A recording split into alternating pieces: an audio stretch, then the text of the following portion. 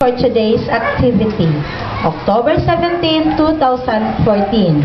And our topic for our debate this afternoon is implementation of K-12. For the affirmative side, we have Faith Alibangbang, Rahila Balyorda, Pia Nuesca, Carly Navarro, Marian Alberto, and Alani Sayon. And for the negative side, we have Maria, Daniel Aizola Marion Estrada, Francine Danica Abelia, Johannes Berca Posano, Otto Von Mier, and Yancy Florence Malahan. We will start our debate. From the introduction of the affirmative side, we have Faith Alibangbang. The Department of Education implemented the K-12 curriculum to strengthen the knowledge and shape every child towards progress, not only within themselves and their families, but throughout the whole world. This program gives importance to kindergarten and added 2 years secondary for clearer and more comprehensive lessons, easy for every student to understand. With this program, the kindergarten skills, talents, and abilities are honed as early as their age. In the basic education, lessons in alphabet, numeracy, and shape are taught through songs and games, which enable them to learn fast, with fun, and with ease. Moreover, the use of mother tongue makes every lesson easy to understand, because the lessons are relayed using their first language or the language they use at home. In this way, children can interact freely and can convey their ideas about the lessons being taught. Topics are taught from simple to a more complicated, making sure that the learners are able to understand every detail and create his or her own concept of the topic discussed, thus developing his ability to think and communicate. Yes, Johannes? You said, Faith, that K-12 program gives more importance to kindergarten pupils? Does it mean that other primary levels are not important? Isn't it that basic skills are taught developed during primary levels? Looking back at the previous years where we used previous curriculum, we have smart and SPED classes in elementary and science network and smart classes in high school. This program has proven to have produced intelligent and competitive graduates. In fact, Philippine Pride had reached as far as the United States. Yes, Marian? Yes, Joanne. But for the past 10 years, it has been observed that the students' performance, especially in academics, had fluctuated, and one factor discovered based on study is the use of second language, which is English as medium of communication. In school, pupils find it hard to understand the words since they are not using it at home. And so in the K-12 program, an additional subject, mother tongue, had been implemented so as the use of own dialect as mentioned in mathematics, science, and other subjects. If this is to help the children understand easily their lesson and interact during class discussion. This study has been from other countries like Japan and China, which use their own dialect in teaching, and as observing these countries are economically progressive. Yes, Danica? Marian, indeed, using our own dialect will create easy understanding and fast learning. Children can understand better the lesson and can interact with the class. But the question is the comprehension and thinking skills of the children improved with the use of this dialect? Were they able to communicate and convey their ideas and interact in the class meaningfully? Throughout Mindanao, children are taught in Cebuano dialect. Words are truly a deep Binisaya. But the question is, are we using Cebuano and Binisaya in our homes? Is it truly our first dialect? The answer is no. We are not using it at home. Mindanao has different dialect and we use this dialect as we communicate with our family and friends. We don't use Cebuano. Then why is it that we are taught in the dialect we don't even use at home in the first place? Did the DepEd look over this matter?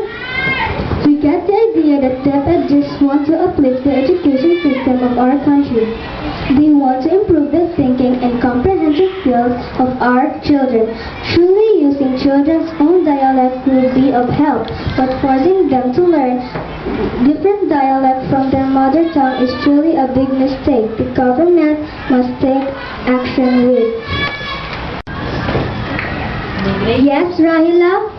Francine, it is anticipated that people concerned will react with the changes in the education system, whether it is for the use of mother tongue or the additional 2 years. People forgot that these changes are made to prepare students to a more complicated and challenging world. The additional 2 years will save them from being unemployed if they can't pursue college.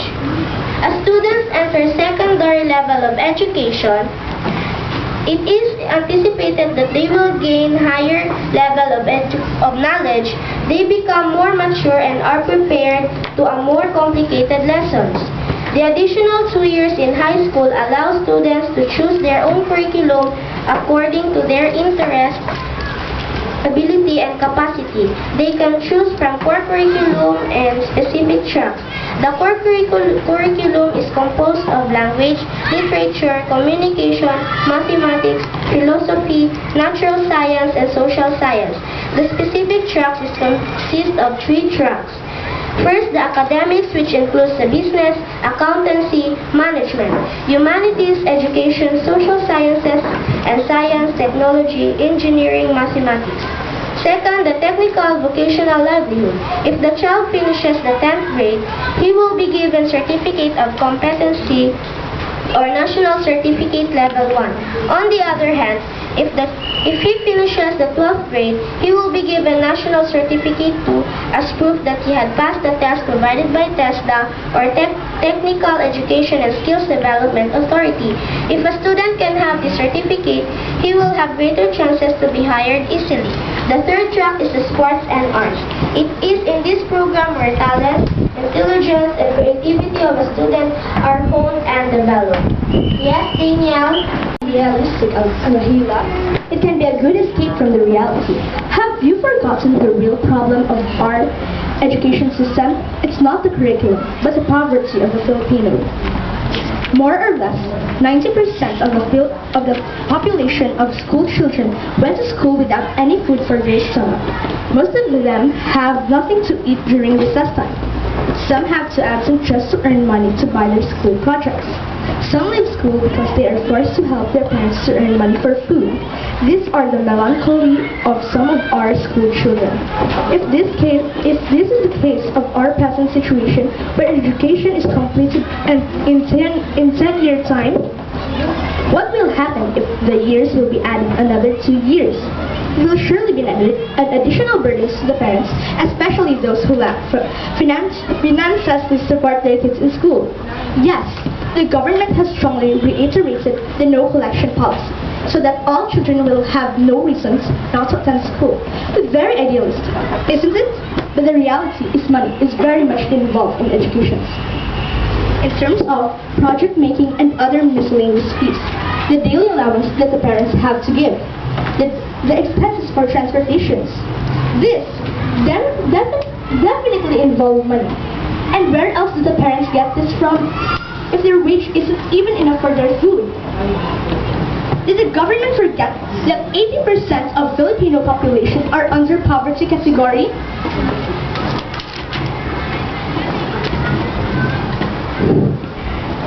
How can we meet quality of education if most of our students' stomach is empty? How can they think and concentrate in hunger? How can they perform well in class if they are tired walking a long distance just to attend classes? Isn't it more realistic if the government solve first or at least uplift the economy of Filipino? Yes, Pia? Poverty is brought by the undisciplined and laziness of Filipinos. Education is the only solution to fight this poverty and change the attitude of every Filipino. They must be motivated to strive hard and dream high. With the change in the educational system in our country, we will be able to compete globally as we are now ready academically and technologically.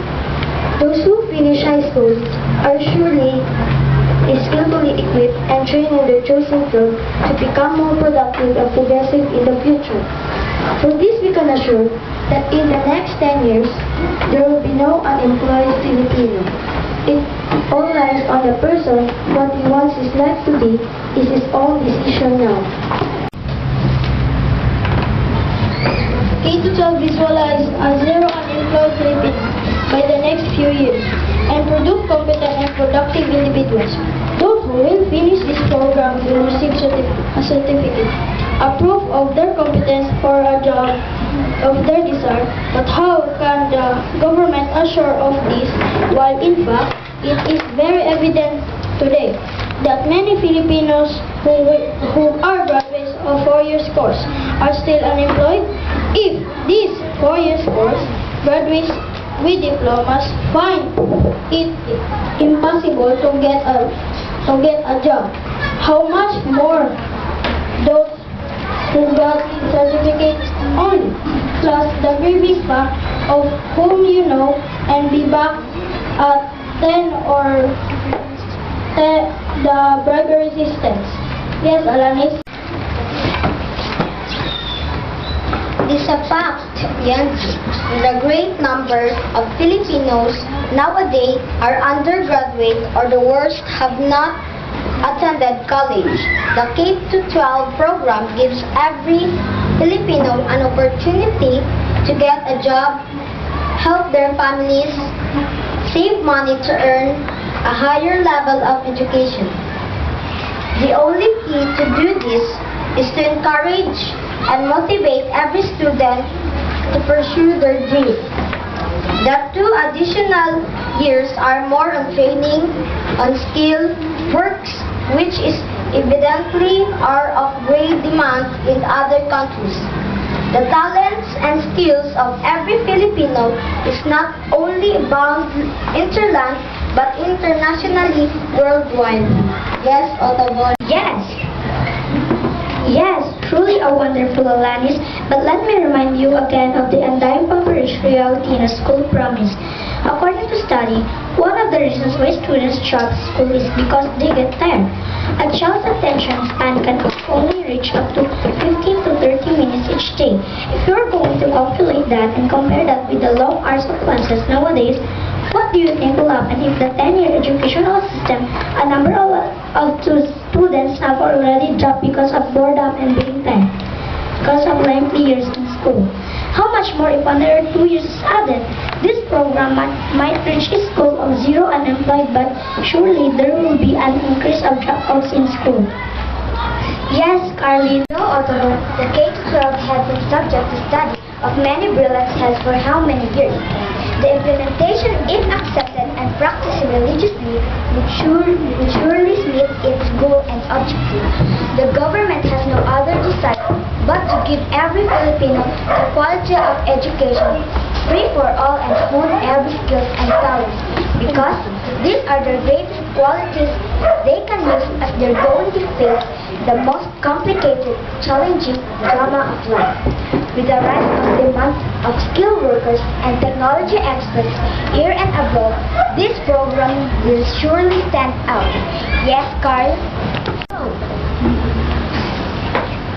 To all of you, the government spent billions for this project, aiming to give quality basic education.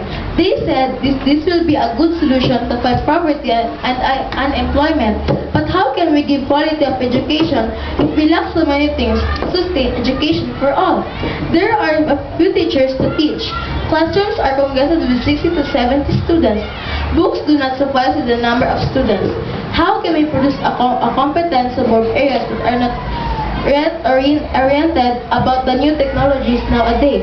They are still not accessible with electricity. Transportations are very difficult, and classrooms are not conducive for learning. Others have their classes under the tree. These are some of the problems the government must take action first if they truly aim for quality education and produce competitive and competent individuals. Change is good, but the change must start from providing the fixed needed to get the quality education we wish to have.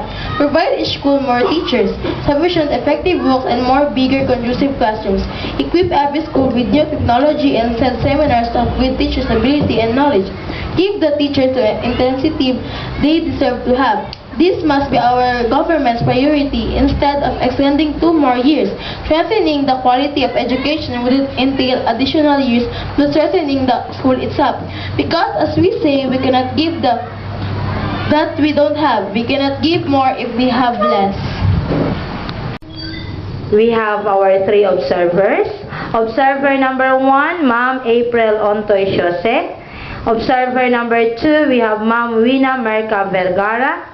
And observer number 3, we have Ma'am Laini Nonette Rivera Merca.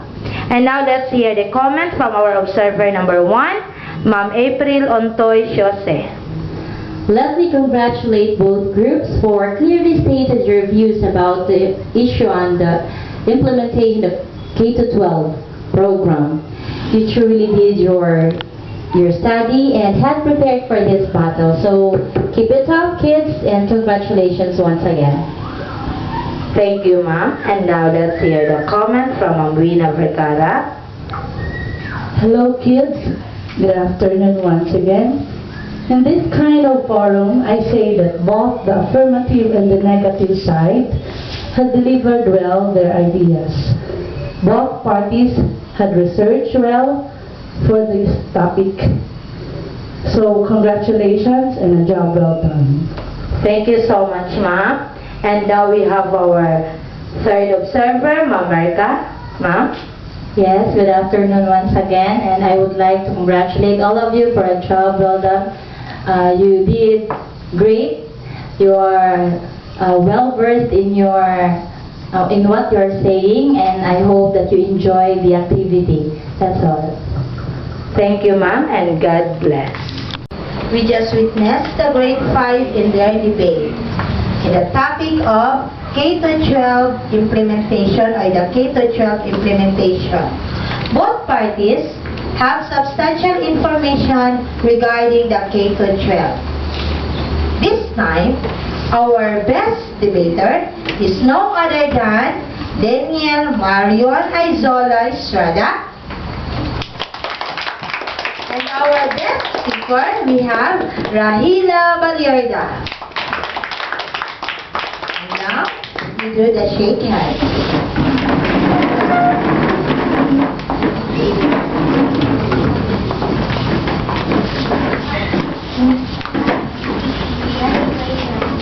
Thank you very much.